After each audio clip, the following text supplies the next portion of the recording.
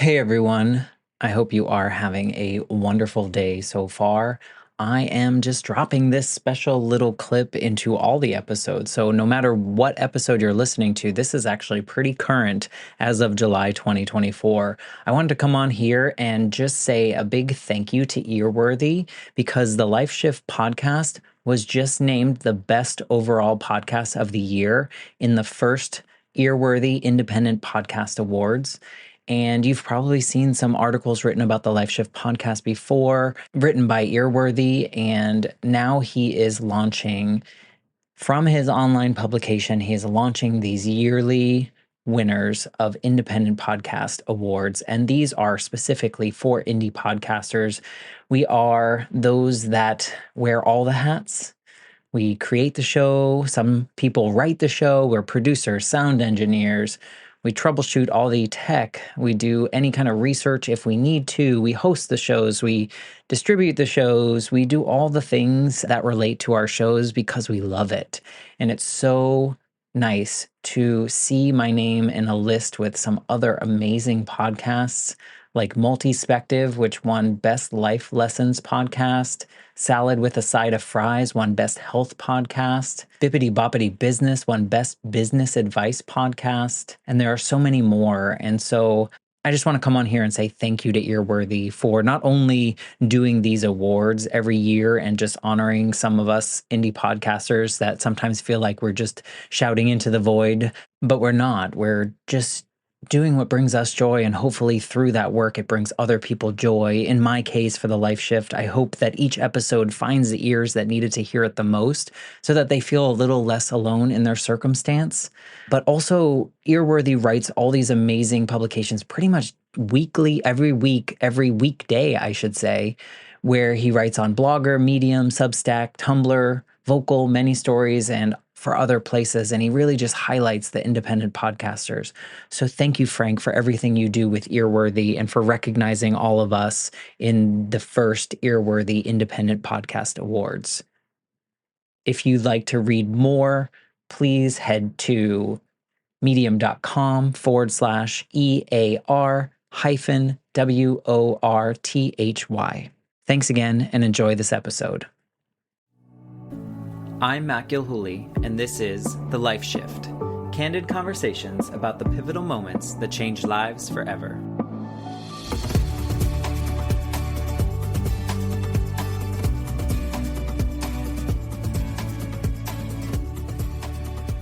I'm Christin Lindley, and this is The Life Shift, candid conversations about the pivotal moments that changed lives forever. This is my friend Matt. How are you? I'm good. It's so interesting to hear someone else say it. Did you like that? I did. It was very professional of you. Podcasting is a visual medium, right? I've got my Matt outfit on. Yes, you I have do. my hoodie. I have my Johnny Cupcakes poster. I'm fully embracing the host. So what are we going to do today, Matt? So we're now about a dozen episodes into the Life Shift podcast, and I've been having these amazing conversations with people about the pivotal moments that have changed their lives. And throughout most of the episodes, I've alluded to different things that have happened in my life. And I can't tell you how many messages I've received from friends of mine or other listeners saying, well, when are we going to hear your story? Yeah, I think even I asked you that. Yeah. You asked me early on, guest number one. So this is what we're going to do today. So Christin is going to kind of lead the conversation, and we'll see where we go. And I will share the host's story. I love it. Yeah, I think when we were talking, I said, you have quite a story. I know little bits and pieces of it. I was there for a tiny, small amount, kind of on the periphery. And I said, when you're ready to tell your story, let me know, because I'll interview you. So I'm excited. I hope I do a pretty good job. You've been doing great. But yeah, why don't you, I don't know where you want to start. I don't know But either. why don't you give us kind of a, that's okay. I mean, I didn't know where to start. Give us a background. Where do you want to start? Kind of pick and feel where you want to go. Yeah. So, as everyone else hasn't, we want to make these these conversations. And so I didn't really do a lot of planning or figuring out exactly Mhm. what I wanted to share. But I feel that there are two main pivotal moments in my life that shifted my life drastically in Mhm. different ways. And so I guess it starts at the first one and really kind of where I was and what was happening. So, I was living in Massachusetts. I was a young child and my parents were divorced, so I was regularly visiting my father. My mom had main custody of me. I would see my dad every Wednesday, which yesterday we were talking about you going and getting Yeah. McDonald's for your son. Yeah. But I mentioned that Yeah. every Wednesday I remember going to McDonald's with my dad, and that was a treat because that was part of the custody agreement was the Wednesdays and every other weekend. And so I would regularly see him, and I kind of had this dual life happening. When did your parents get divorced? See, I don't know. What I remember about their divorce is really the day they signed the papers. And I remember being at the business park, wherever this was. I no idea. And I don't even know if this is true, but this is what I remember. And I must have been 5 or 6, maybe. And I just remember being outside, throwing my winter glove up in the air and catching it. Like that was that's all I remember of that. And I believe that was the day of like signing the divorce papers. But honestly, I don't really remember or have too many memories of my parents being together. I feel like I was always a product of the kind of dual family piece, where I mostly lived with my mom, but I visited my dad regularly. I was part of that family, had my own bedroom and all that stuff there as well.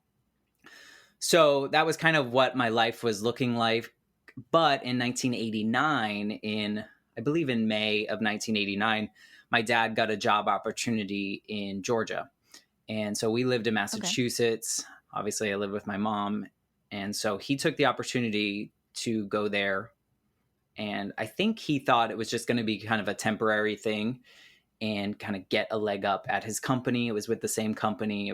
They were, I think, operating a new department or something. And so he was down there in May of 1989. I went down my first airplane flight. I got to help, set up and do all these things and explore Georgia, which is 1,000 times different than Massachusetts. And Yeah, Georgia's very different from Massachusetts, I have to imagine. yeah, two opposing accents as well, which is always interesting as an 8 year That's old. yeah. So he moved down there, and I came back and was with my mom over the summer. And then my mom and her boyfriend at the time decided that they were going to go on a second annual motorcycle trip to Colorado. I think it was cross country, and it was with a bunch of other friends. These are kind of upright Hondas. They wasn't like a Harley group, or it wasn't like a crotch rocket, whatever we want to call them these days. Yeah. Just to paint that picture, they were Like a more, cruiser. yeah, Yeah. Yeah, they're like cruiser exactly. bikers. Yeah. So this was the second annual trip that they were going on. And for some reason, I just didn't want her to go. And I remember Mm. like fighting her and arguing with her as an 8 year old, just like, no, I don't want you to go. I don't know why. I mean, it's just a selfish 8 year old. I don't know what was happening in my mind, but I do vividly remember telling her I didn't want her to go. Yeah. Yeah. And so because she was going on this trip, which I believe was supposed to be maybe 2 weeks or something, it was a long ish trip. And again, these are 8 year olds' memories, so I don't really know how long it was Yeah. supposed to be. But because of that, I would go down to visit my dad and kind of have a summer vacation in Georgia before school started and spend, I want to say maybe like close to a month there to visit obviously the custody component, but also allow my mom to have some single mom time. So she was on the Yeah, trip, I absolutely. was with my dad having a great time in Georgia. We were planning to go to Disney and do all these things from Georgia. And I remember September 1st, which was Labor Day that year, 1989, I was at like the daycare or something. I don't know if it's called daycare. It must be summer camp type daycare. Yeah. And Yeah. my dad's boss's wife walked in. And I was Huh. confused because it was the middle of the afternoon. Normally, my dad would pick me up at like 6, after work, whatever that was. And she was there. And I was like, what? And she like picked me up and basically took me back to my dad's office. And I mean, I don't know what I was thinking. I don't really remember too much about that, but I remember walking in my dad's office and he closed the door and he just looked at me and he looked like devastation on his eyes. And he tells me that this is probably the worst thing he's ever had to say in words in his entire life. And Yeah. he basically told me that my mom had been in a single vehicle accident with her boyfriend. They were in Buffalo, New York, and hit an oil slick, and the bike Mm. went, and they went, and she was rushed to the hospital, and she ended up dying in the hospital. Multiple injuries and those kind of things that you would kind of expect from a motorcycle accident. Yeah. So that was that instant pivotal moment that changed an 8-year-old's mind in so many ways. I think that moment is the reason that the Life Shift podcast exists, because of the trajectory that it put me on. It makes me teary because I'm a mom, you know? I can't imagine. Sorry, give me 1 second.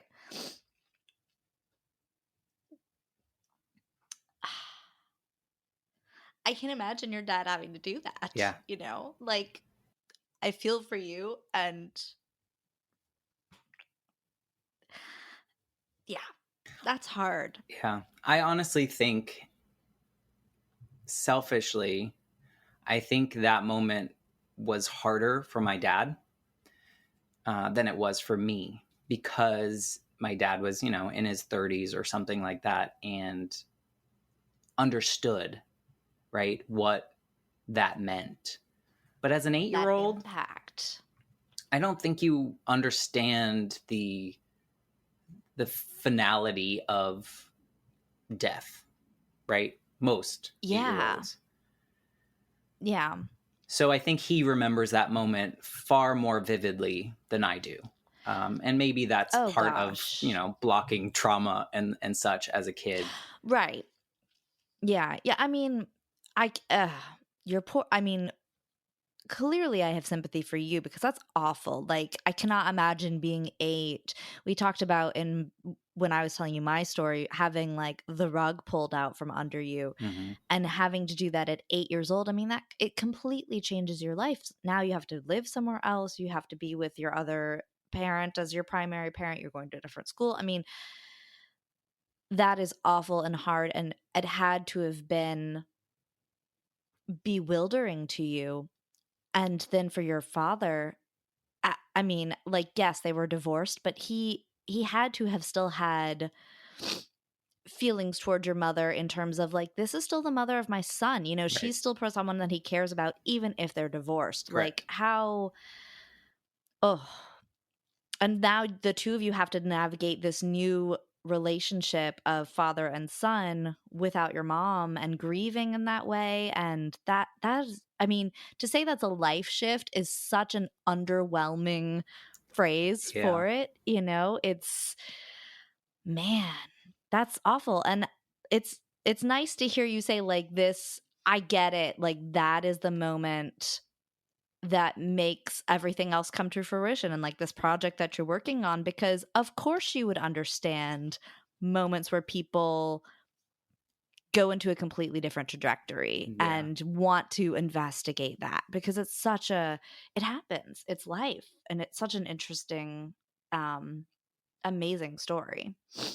It's interesting at 41 to look back at it I think, and seeing what I did with it. Because as you point out, my life completely changed because I no longer was going to live in Massachusetts, right? I was no longer going to see any of my friends again that I had made. So now I got to move to a new state, new school, new friends. And Massachusetts had their terms for the school started later. So when my mom died on Labor Day, school starts in Massachusetts after Labor Day, but in Georgia it starts in like mid-August. So everything had already started. So you're that, first of all, you're the new student that comes into the class whose mom just died, who has a Oh Boston my accent, gosh. and all of these pieces where you just like stand out when the only thing you want to do is to blend in. So, Absolutely. Yeah, you don't want to be when you go through that as an adult, you don't want to talk to everyone about it. As an 8-year-old, I cannot imagine, Matt, I can't imagine going through that. I can't imagine trying to process that and just like on a day-to-day basis because you don't have the communication tools at 8 to tell people I am not comfortable talking about that. I am still grieving and I don't even know what that means because I'm 8. but I mean, honestly, people that are our age don't have a No. lot of the communication tools to do it either, which is what I learned for sure. Yeah. Yeah. And I think it's important to point out what you mentioned because I think that shift from my father was just as drastic because, he did not have primary custody of me. He was living in another state. He wasn't prepared, right? Who can be No. prepared to take Who could on be? 100% responsibility for a child and also help them through the grieving process while also grieving. Yeah. So I don't think we did a very good job of it. I will say that. I Yeah. will say that this was early. I mean, it was late 1989 into the 90s. Yeah. 2022 is a lot different than 1990 is as it relates to open emotions or grieving or mental Yeah. health or any of those components. Yeah, because I hear your story and I want to scream, like, I hope he immediately put you into therapy. But probably not because people aren't talking about therapy on a day to day basis the way they are now. That's just not, and talking about your feelings and talking about how grief is complicated. And yeah, Mm-hmm. my gosh. With that, I think I was required to do like school counselor or something along those lines. Maybe not required, but it felt required. And at that point, you can't really do therapy until you're ready to do therapy, in my opinion. Yeah. Or you've at least processed enough to understand what you need to do. And just recently, I think or you sent it to me, or I sent it to you. There was a New York Times video, Oh, yeah. and it was, I don't know, was it Swedish? Maybe, I don't know what it was, but it was a documentary. It was like a 20-minute documentary about grief camp. And what I found so interesting about is it was children, maybe 6 to 12, maybe at most, maybe Mm-hmm. 6 to 10. And they went away to this summer camp, essentially, with people that had similar stories to them, Yeah. that they didn't feel Other like they kids. had to put on a face. They could be sad. They could talk about it with someone that understood. And the whole time that I watched this, Kristen, I was crying because I was like, imagine if 8-year-old Matt was able to go to that summer camp. Where the heck would I be right now? Because Yeah. my grief journey was long for this. It was like 20 years it took me, I want to say. So I'm jealous of that grief camp, as morbid as it sounds. No, I mean, be jealous of it and also be proud that it exists. I Mm-hmm. mean, people probably who went through similar things as you as kids came out of it going, "This can't." So there.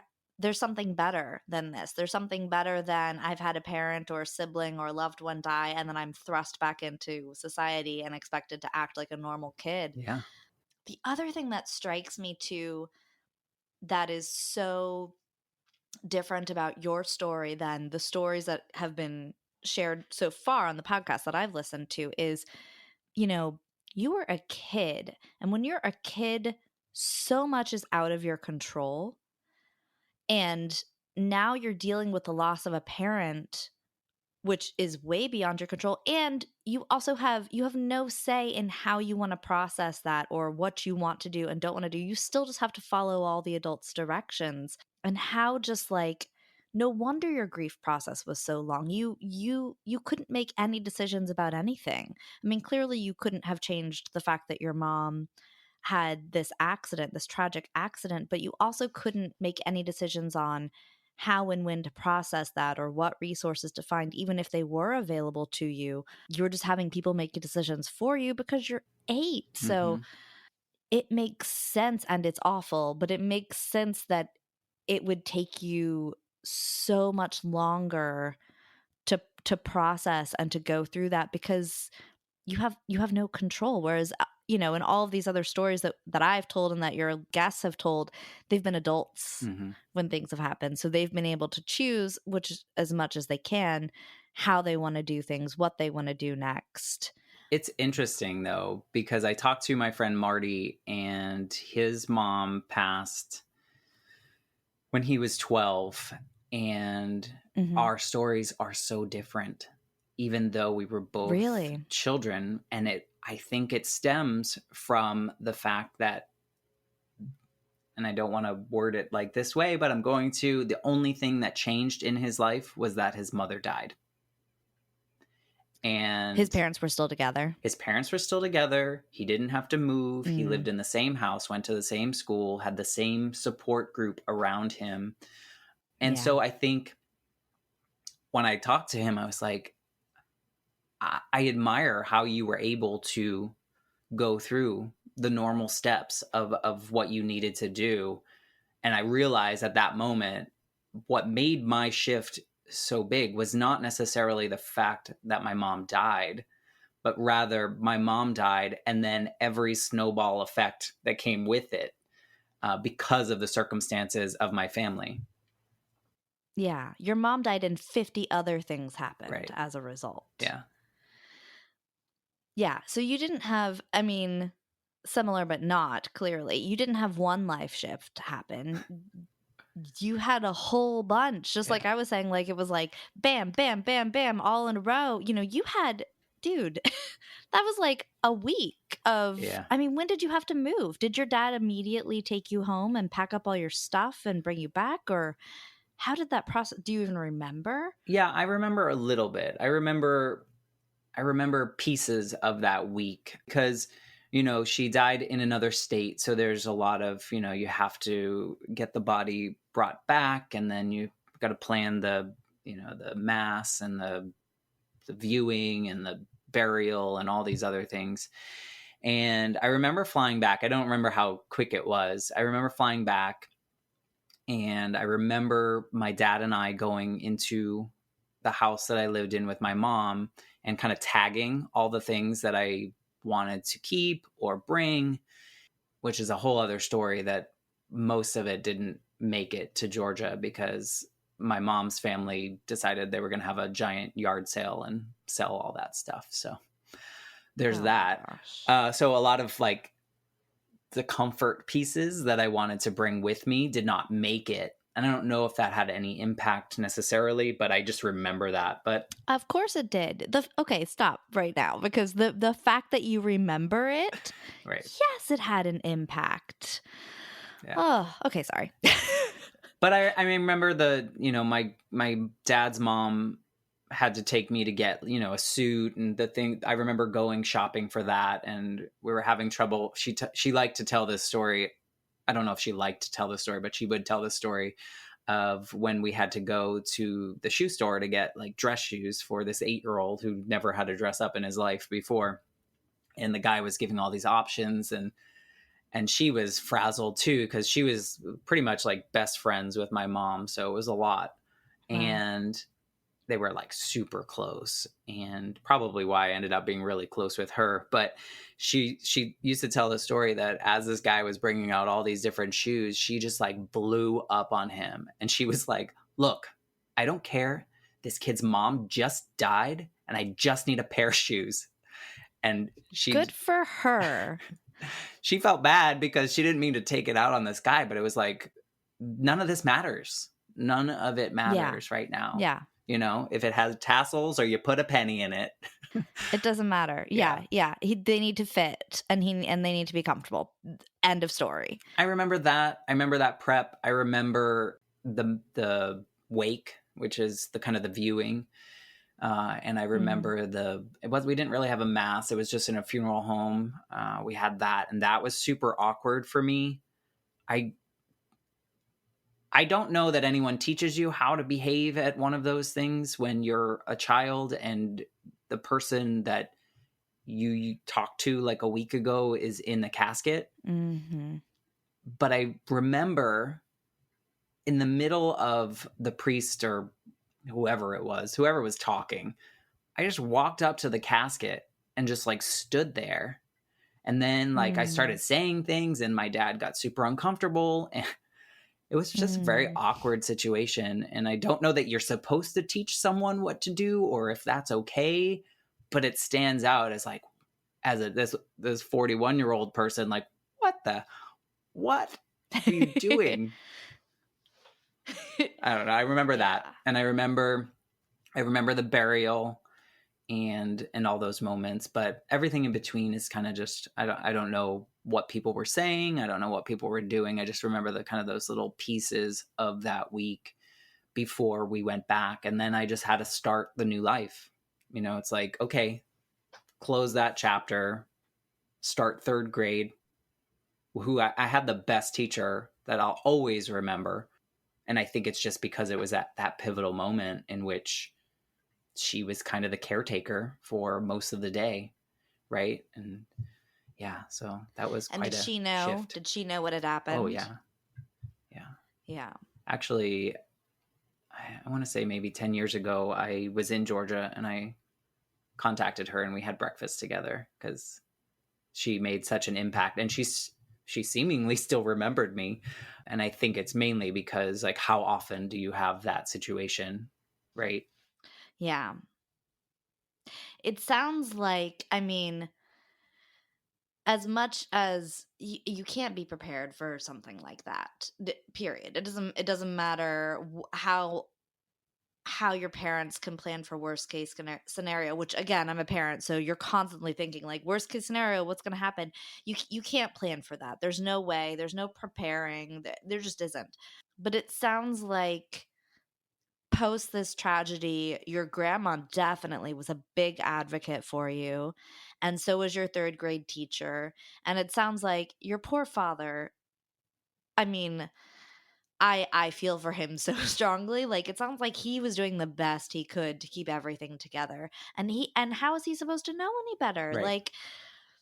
I like, part of me is like, why did he move you? And he should have kept you where you lived and kept you in the same, maybe not in the same house, but at the same school, so you at least could have had your friends. But how is he supposed to do that logistically? And B, Right. is how is he supposed to know that? Right. Like, oh, You have to make quick decisions. And oh yeah.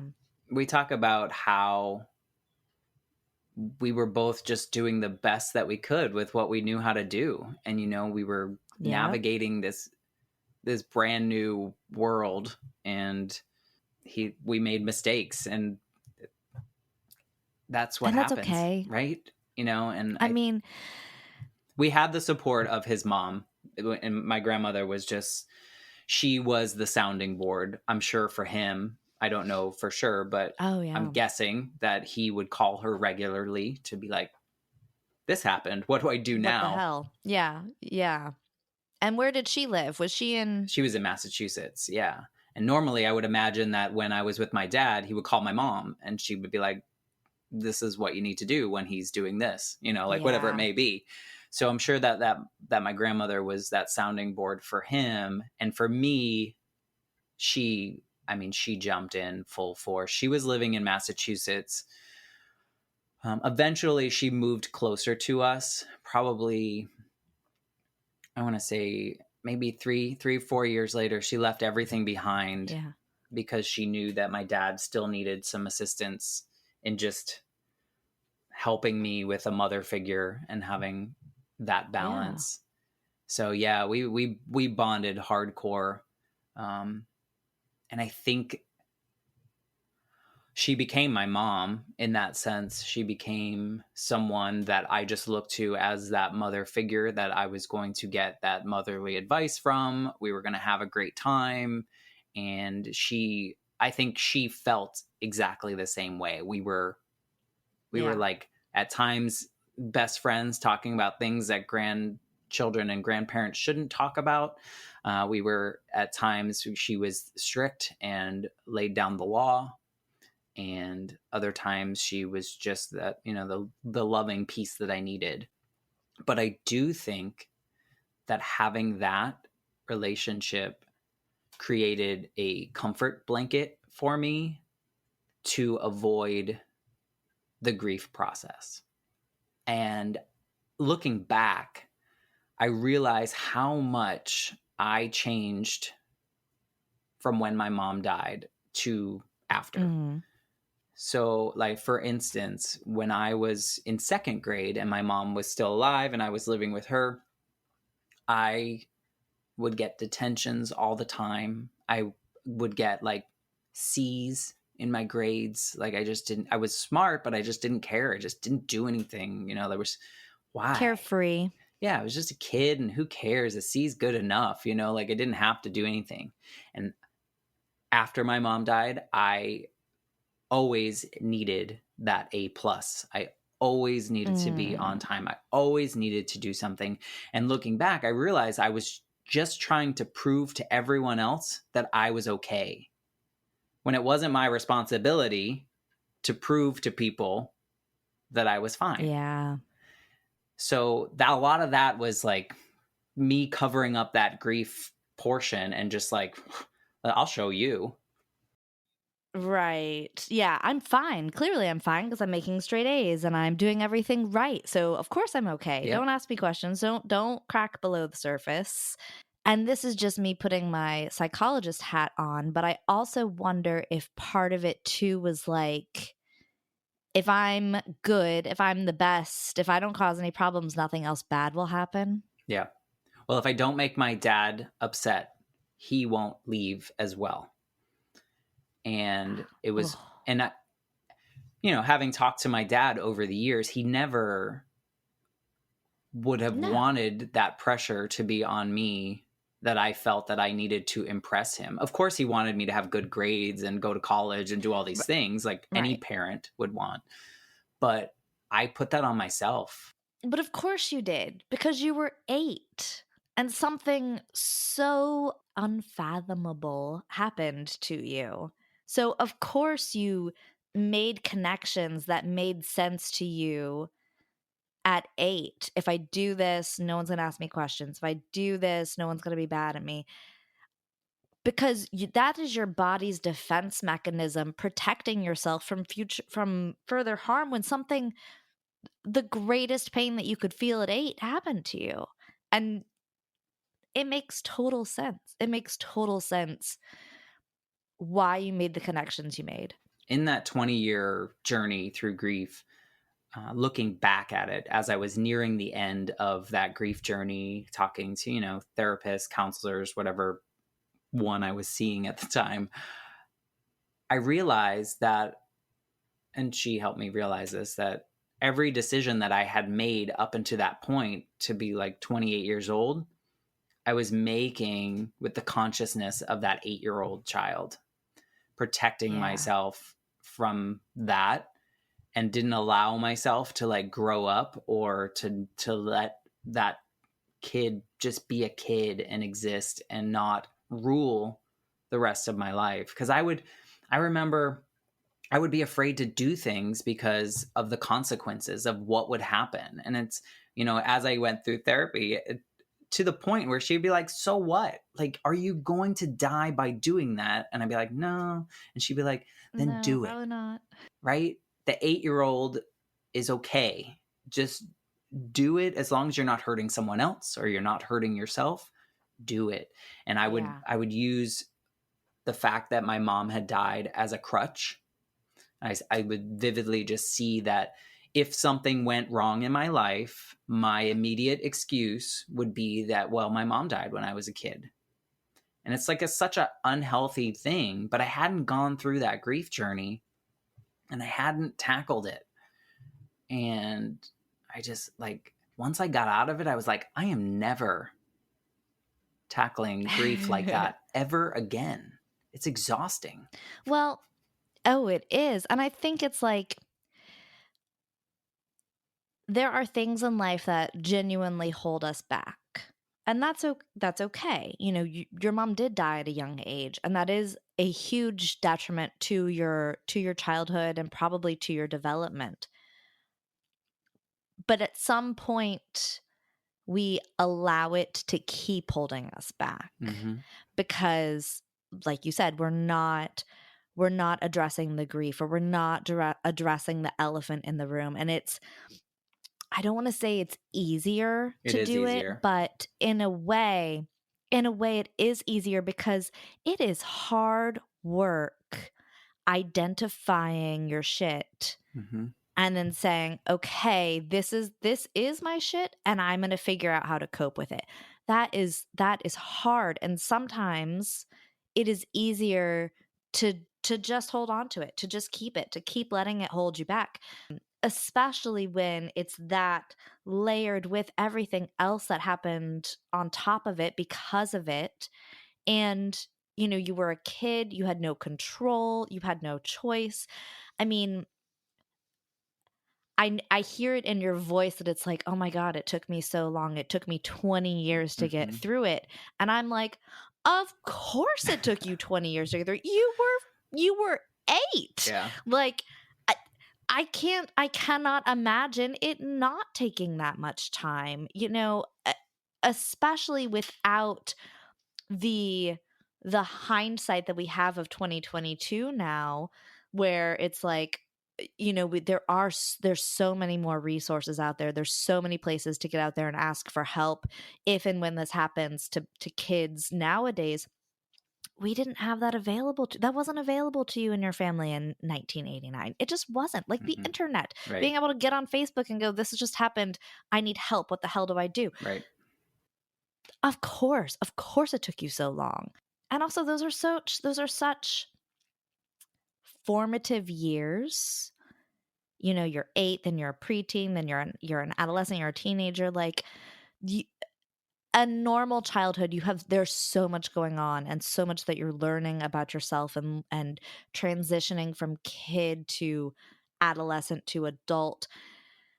And then to have that extra weight of, and my primary parent is no longer with me, and I don't have that core support helping me go through these milestones. Yeah, it took you that long. It makes total sense. Yeah. I mean, I get it, and I'm thankful for that journey. I'm also frustrated that it happened at that time and that I didn't have access to those things. But I mean, what do you do about that? Nothing. You learn from it, which you learn from it. Kind of brings it to this next, or the other kind of major pivotal moment in my life, which, because my mom died, I became so close with my grandmother. She was, mom, grandma, best friend, just like the person I would call every day on the way home from wherever I was going or wherever I was coming from. And sometimes she resented that she was the call on the way home for everyone. But, it's like she was home, so it was easy to call her. Yeah. But because of that, we just created just such a strong bond.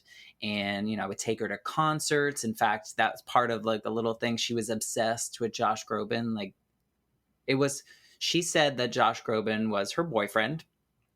And I remember that. She had a poster of Josh Groban in her bathroom, which was weird because it was right by the toilet. So when you're going to the bathroom, you're also looking at Josh Groban.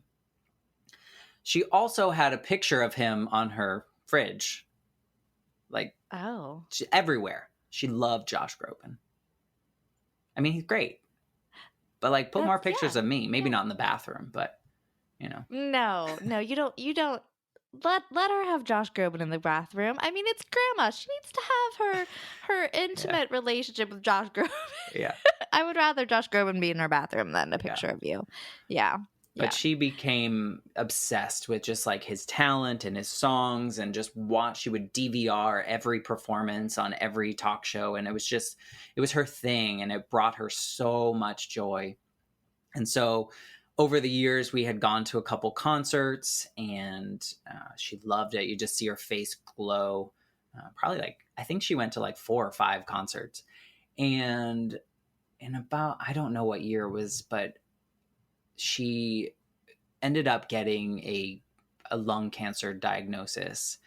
And it was serious enough that we had to start thinking, okay, we do have limited time if the chemo Yeah. doesn't work, or if, she had one of her lungs removed or part of it. I don't remember. I guess I'm blocking some of that out. But it was at one point when we got that diagnosis and I knew that my time was now limited. And so this is where you come in. I saw that Josh Groban was going to be playing at the TD Bank North Center in Boston. And I was like, we got to get VIP. She's got to meet him. We've got to get her in there.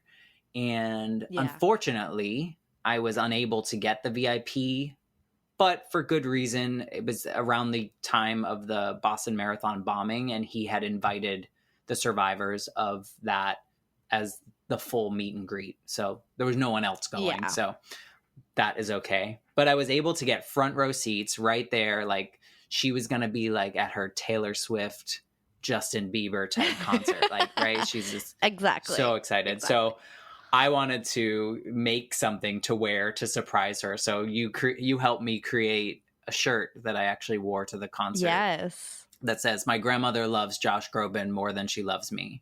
Yeah. Yeah. And then the back was like, and I'm okay with that. Yeah. Yeah. Yeah. And I did like a It was so hashtag cute. grandma loves Groban, and Yeah. Grandma loves Groban. Yep. she felt like a celebrity that night. It was just like one of the best nights of our lives together, but I think also individually we had just such a great time. And I just loved being able to do that for her. And I felt like at that moment, that's when the roles started to reverse a little bit. Yeah. And, I felt like that parental kind of taking care of her, and finding the joys in the moments that were maybe fleeting. But thank you for helping me make that shirt. I still have it. And funny enough, the week after that concert, I met Josh Groban in Orlando, and he signed it. And he's like, "You're the one with that shirt." Because people were tweeting the shirt. Oh, So it was really fun. I love it. I love that. It turned out so cute. I remember when you came to me at my desk and you're like, "I think you can help me design something." And I think we came up with the hashtag ourselves too. We were just like, yeah, it was fun and it was so cute to see the pictures, and I love that you met him afterwards. Yeah. So, She was so mad that I met him the week after. She was so mad at I can me. imagine. She's Wait, like, where was "I'm she hanging up living now." then? She was back in New Oh no. England. Yeah. She was back in New England, and I went with a coworker down here, and she had like connections, and we were able to do like the meet and greet line. When I sent her the picture, I sent her the picture on like her internet system or whatever she was using at the time. And I was like, "Okay, I just sent you something." I'm on the phone with her. "I need you to open it up." And she lost her mind. And then she's like, "I hate you. I gotta go." It was so great. That's a But great I mean, that's a great relationship to have with your oh yeah. grandma when you do something so Mhm. cool and then she's like, "I hate you." Yeah. Like, that's wonderful. That is a Yeah. great that's a Yeah. great She relationship. was That's so wonderful. jealous. But yeah, so that was a highlight of the last bit. But unfortunately, things got worse, and we we tried to do all the things that we needed to do, and she had like She had a fall or two, and then that's no good when you're, in your No. 80s. And so we had her 82nd birthday. Things were getting pretty rough. I was pretty certain that it was her last. And I didn't want to Yeah. be negative about it, but I was just like, she is not living the life that she would ever want to live. She's not on all these medications. Yeah. She's not the person that she would want to be.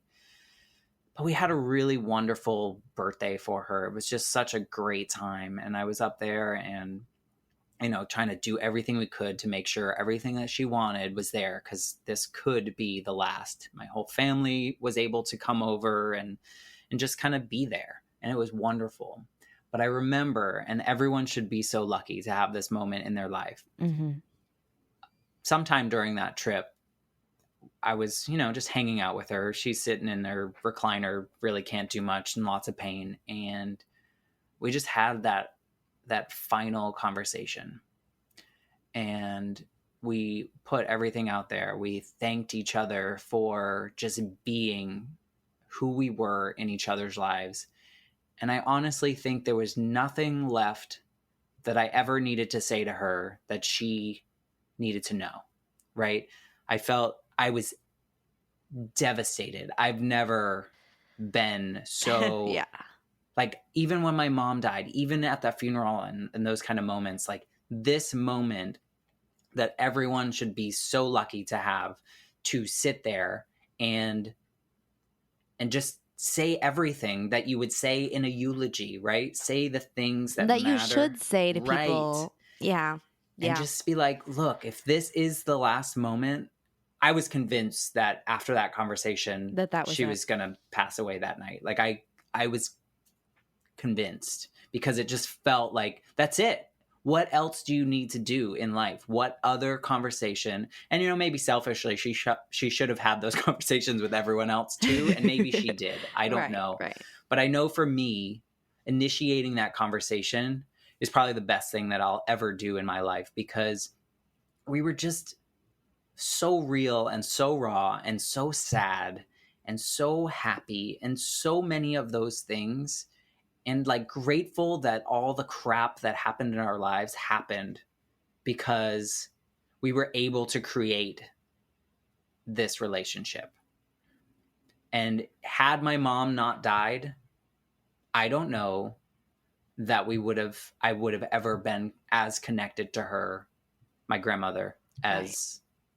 as I was. And so Yeah. looking back, it's like you can't be sad about the bad things that happen to you, because they create Right. who you are in the future. And so we had that conversation, and I encourage anyone listening to, if someone is, or just if they're not, just have this conversation, share how you feel, Have the conversations. tell Yeah. people when you're upset, when you're sad, when you're happy, when people have changed your life. These Yeah. things are so important. And I just never would have done that up until that point. And now I feel like I do it more, maybe not as much as I should. Right. But that was that one moment that I just needed. And I think it changed a lot. So after that, she got worse. And in June of 2015, we had to move her to hospice house, which was a whole other thing I learned about hospice. I don't know if you learned about it during your journey. I actually my grandma went into hospice when I was a kid. And when I was in high school, I volunteered with hospice and created a teens helping hospice volunteer That's program. So amazing. I'm incredibly familiar with hospice. Well, I was not. And I was underwhelmed with portions of it. And I'll just put that out Mm. there. Hospice is amazing. Let me say that first. Mm-hmm. However, my assumption was going into that if someone was getting hospice care, that it was all taken care of. And what I learned, at least in Massachusetts, is that means a nurse will come once a day for an hour. Someone will do the grocery shopping. Someone will do these little pieces. But otherwise, the family is responsible for taking care of the person until the pain cannot be managed. And so we were fortunate enough in the fact that we could not get the pain managed at home. And I say that like terribly, but it allowed us to bring my grandmother to a space that was comfortable and quiet and loving and all these pieces. It allowed us to bring her to hospice house free of charge, to have essentially angels watching her. All of that. It was Exactly. so we got close to what we felt was the end, and I flew up from Florida to Massachusetts, and I stayed with her for her final 96 hours. It didn't my dad Wow. was like, "You didn't leave. You didn't want to." I was like, "No. I needed to be here." I say that last moment is devastatingly beautiful. And if you have anyone listening have the opportunity to be at someone you love's side when they take that last breath, do it. It's terrible. It's so heartbreak shattering, all the things. It's so very sad, but you won't regret that you were there, because it's like I can't even I can't put it into words besides being devastatingly beautiful. Like, just to see the peace after the struggle, right? And so that moment, I think, when my grandmother took her last breath, I feel like that was the next shift. Nothing else mattered anymore. And I say that in a way that, like, worry. Why do we waste worry? Why are we stressing about the things that we can't control? Just do it.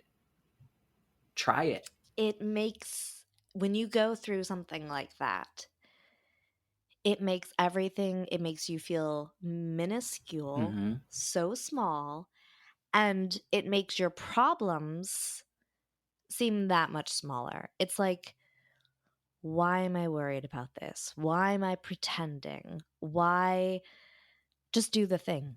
Just Yep. have the conversation. Just if I'm this person, then I'm going to be that person. If I need to do this thing, I'm going to do this thing. If this job is sucking out of my life, then I'm going to quit the job. I'm going to find something else to do. If my relationships aren't what I want them to be, I'm going to change them or I'm going to leave them. It is, Matt, it is wonderful for you that you had that moment with your grandmother, and what a gift to your Mm-hmm. grandmother, too. I mean, when my mom passed, and let me tell you, I've cried more in your in your story than I did in my own. I think because I've processed mine.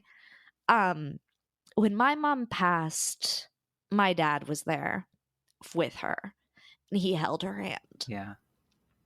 And I wasn't there because we didn't know she was that bad. You know, she was in the hospital. She had been getting better, which in hindsight I'm like, I should have known, because I with my experiences with hospice, a lot of terminal people will quote unquote seem to get better really quickly before they end up passing. You know, I think in the moment I had a lot of like hope that she was going to get better and come back home and be here for our wedding, because we were planning a wedding, you know. And so she had started to get better over the last few days. And we had kind of been taking turns visiting her. And so my dad was there. And it was like all of a sudden she took a turn for the worse. And my dad just stayed there with her. He didn't call anyone. I think he even told me after the fact, like, he put his phone in the truck. He didn't want anyone to call him. He didn't want to call anyone. Yeah. He wanted to have that moment with his wife, you know. And when he passed unexpectedly, alone in a hotel room, and we think he passed away in his sleep. And I hope it was peaceful. You know, that's all I can hope for. For you to be there for your grandma had to have been so comforting for her, and what an amazing final gift to give to her. And yeah, for you take that moment and it is life changing, and Mm-hmm. it should be. And it makes, when you have a moment like that, it makes you recognize your bullshit, Mm-hmm. you know? Yeah. It really can help strip away the parts that you're allowing to keep you from doing things that you know you really should and want to do.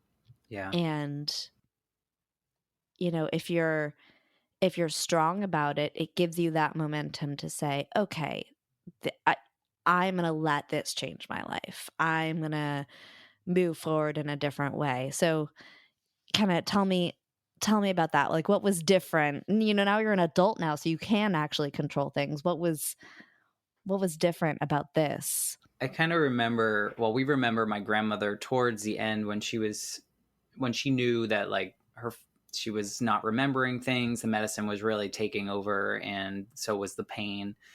She told us, she said, I wish I hadn't worried so much because all that matters is love in the end. And I think about that, like when something stresses me out or gives me a little bit of anxiety, I'm like, does it matter? Does it matter? Should I try Yeah. this? Should I not? Make a decision and be okay with that. I think the first shift in my life helped me with this one because when my grandmother died, no lie, like after the funeral, I was a different person.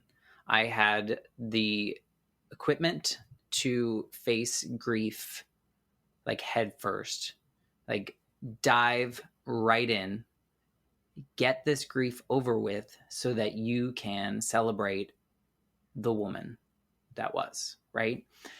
And so I went back to Florida and I put in for a medical leave. I took 10 weeks off from work and I did my work.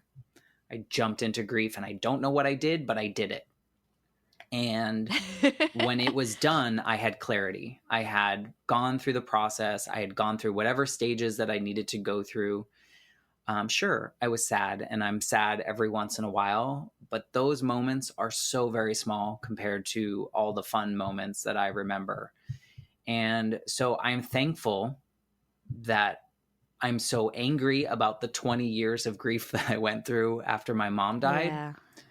because they gave me the tools that I needed to process this one, which is seemingly harder because I knew her for 34 years, 35 years, 34 years.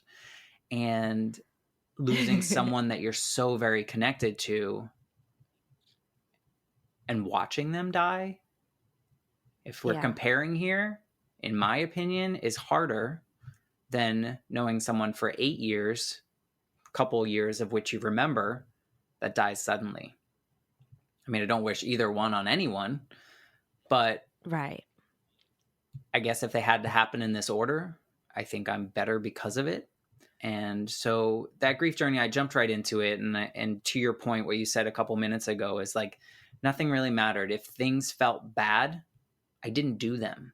So there were a couple instances in which I had a job that just felt toxic and I felt that I couldn't do it.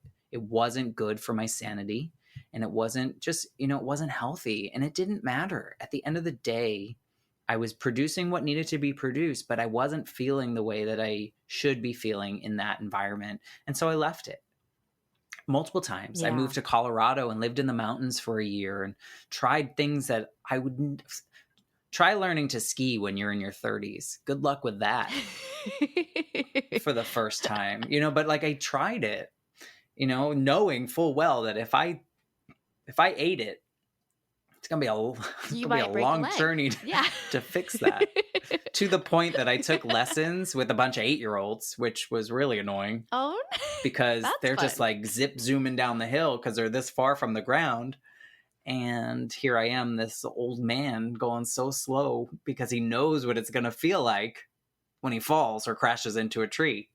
I just think it changed me. I think watching her pass and having that experience with her allowed me to get rid of most of the crap, right? And just focus on the things that I wanted to do. Certainly still have stress, certainly still have anxiety about things. However, when I'm in my right mind, I can process that a lot better. Having gone through that first grief journey and then the second one. So I am thankful for these hard times. I see two kind of differences between like your post events, after your mom passed and after your grandma passed. And it's a huge shift in the way you process things. And the first one that I see is, after your mom passed, you got very cautious about what you were doing. I've got to be this. I've got to be the best kid, the best student. I've got to follow all the rules. I've got to do all the things. And that's a very protective, it's kind of like a turtle. Mm-hmm. You're getting into your shell and protecting yourself because you don't want to be hurt again. Whereas post your grandma passing, it's screw what everyone else thinks. Mm-hmm. I'm going to be true to who I am. That's how I can best represent myself and be myself. I I don't need other people to validate me. I don't need to be following everyone else's rules. I'm going to be true to who I am because at the end of the day, that's what's most Mm-hmm. important. My grandma died with no regrets or had some regrets about the worry. And I'm going to take that because I loved her and I care about her. And I'm going to learn from that. And I'm not going to say on my deathbed, I shouldn't have worried that much. I'm going to say, I did it. Mm-hmm. I did the things I was scared to do. I tried things. I am the person who I wanted to be. And that's wonderful. And what an amazing transition to be able to learn from and look back on and say I protected myself when I needed to, and now I can be the person I want to be, and that's huge. Yeah, I think, yeah, to build on that, I think that after my mom died, I was living my life for other people and for what their expectations were and for whatever society thought that you should do next, and what whatever that's Yeah. being good in high school to go to college and then go to get a graduate degree and then get a good job and then get promotions and all that stuff, right, that society's telling you to do. And I think when my grandmother died, when she took that last breath, it was like, I'm going to do whatever I want at this point, right? Because at the end of the day, this is how it could end. And I want to be laying here with people by my side that matter and can be there Yeah. for me, and we can be there for each other. And so, yeah, I think I went, that first part of my life, I was living for other people. And now I'm living more authentically for myself, which, if we can learn from terrible situations and find the value in them, I'm thankful for these moments, as tough as that is to say, because they've created who It I am at is. this point. And it's allowed me to be open enough to have these conversations on this podcast, right? To be inquisitive enough to know that we all have these stories and they're so different, but yet the human experience is very similar. We're finding a lot of commonalities between what we're saying. So I'm thankful for it. Yeah. I think too, like, in a way it feels like your grandma passing and grieving her resolved some of the pain of your mom passing and like an unresolved grief from your mom. You know what I mean? Like, and grief is one of those things that y- you can't just be over it. Right. Like you don't ever, it's never gone because it's not. You're always going to have the loss of that person, right? But it's being able to accept that they're gone and accept the sadness. Like, Mm-hmm. yeah, I'm Yeah. sad that they're gone. That's okay. And not fighting against that and being able to be at the same time sad they're gone and happy that you had those experiences with them. Yeah. It's processing, really. I think it's not getting over it.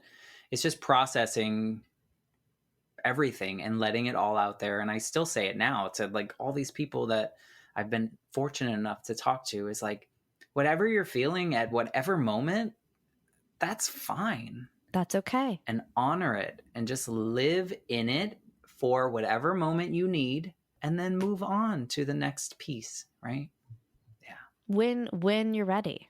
Yeah. Yeah, it's don't do it don't do it because someone else has said to do it or because someone else says it's time to do it. You're not on anyone's grief is not on a timetable. No one can tell you how long you should feel a certain feeling. It's just, you have to do it. You have to honor yourself. You have to value your own process. And everyone's process is going to be different. And it's going to be different at different times in your life because you're a different person. I agree. I think it's beautiful.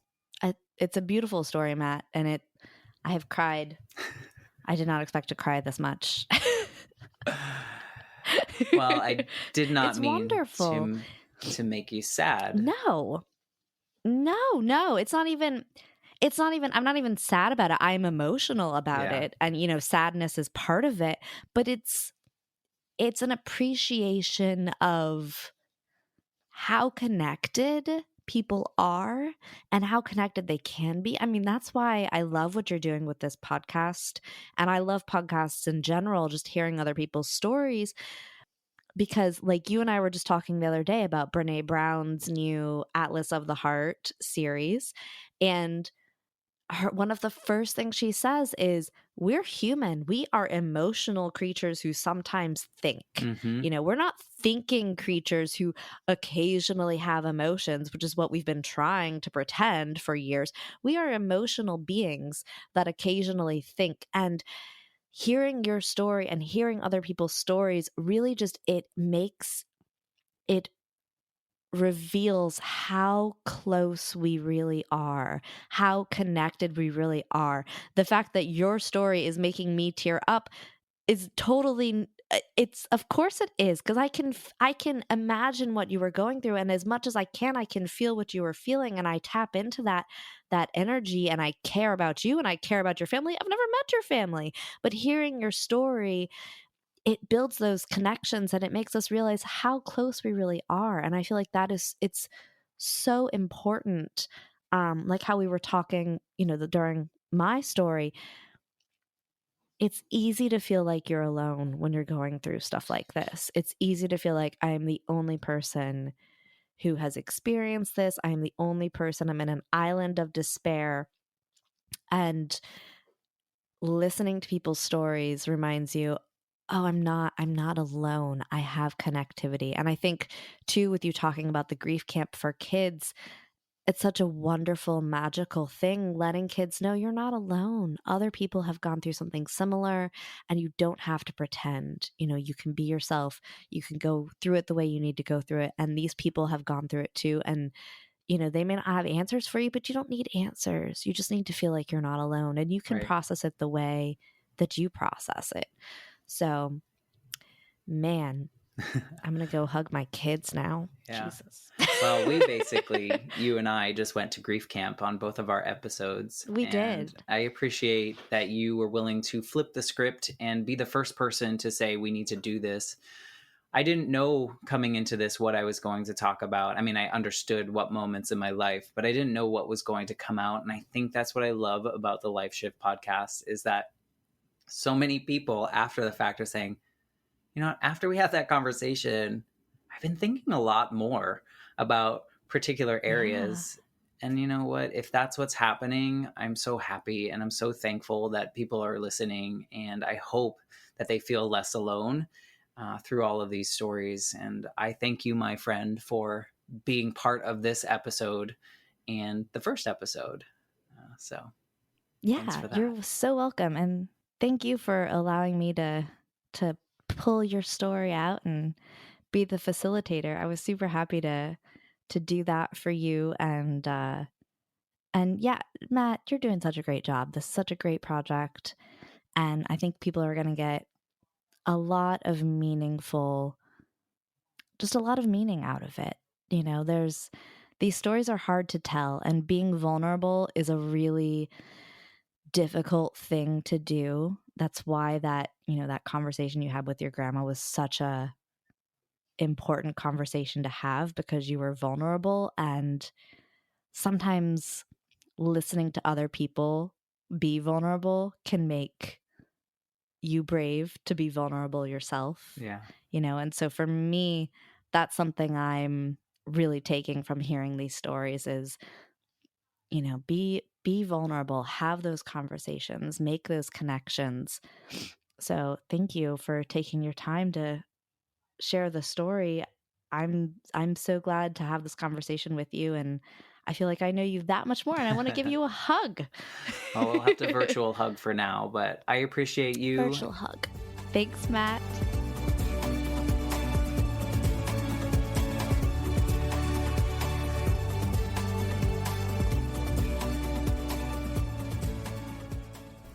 I'm Matt Gilhooly, and this is The Life Shift, candid conversations about the pivotal moments that change lives forever. Please subscribe to the show on Apple Podcasts, Spotify, or wherever you listen to your favorite podcasts. For more information about how you can support the Life Shift podcast, please visit www.thelifeshiftpodcast.com. See you next time.